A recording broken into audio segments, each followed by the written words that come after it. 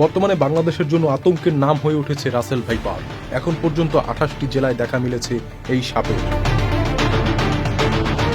পৃথিবীর সব সাপ মানুষকে এড়িয়ে চলে, কিন্তু রাসেল ভাইপারের বৈশিষ্ট্য একটু আলাদা। এরা আক্রমণের ক্ষেত্রে এতটাই ক্ষিপ্র যে ন্যাশনাল জিওগ্রাফির তথ্য মতে রাসেল ভাইপার 1 সেকেন্ডের 16 ভাগের 1 ভাগ সময় নেয় কামড়ের প্রক্রিয়া সম্পূর্ণ করতে।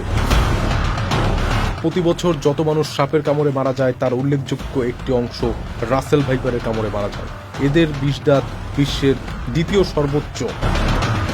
ভয়ঙ্কর এই রাসেল ভাইপারের বাংলা নাম চন্দ্রবোরা, তবে রাসেল ভাইপার নামেই বেশি পরিচিত।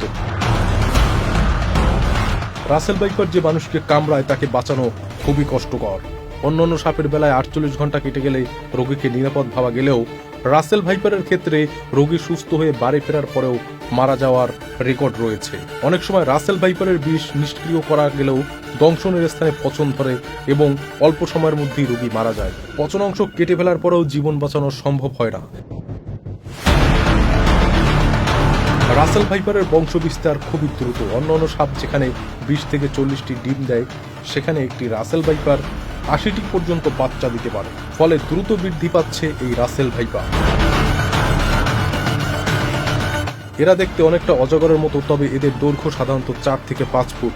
মাঝে 25 বছর এদের দেখা মেলেনি, কিন্তু 25 বছর পরে ভয়ঙ্কর এই বিষধর রাসেল ভাইপার দেখা মেলে 2012 সালে। গবেষকদের ধারণা 25 বছর বিলুপ্ত থাকার পরে বন্যার পানিতে ভেসে ভারত থেকে এই সাপ বাংলাদেশে এসেছে। কারণ পদ্মার তীরবর্তী এলাকায় এই সাপের উপস্থিতি সব থেকে বেশি। তবে চরিত্রগতভাবে এই সাপ স্থলে যতটা ক্ষিপ্র, পানিতে ততটাই দুর্বল থাকায় বন্যার পানিতে ভেসে আসা এ নিয়ে বিতর্ক রয়েছে। মিঠুন রাজ, চ্যানেল আই অনলাইন। এখন জন্ম সনদ দিয়ে খোলো বিকাশ স্টুডেন্ট অ্যাকাউন্ট।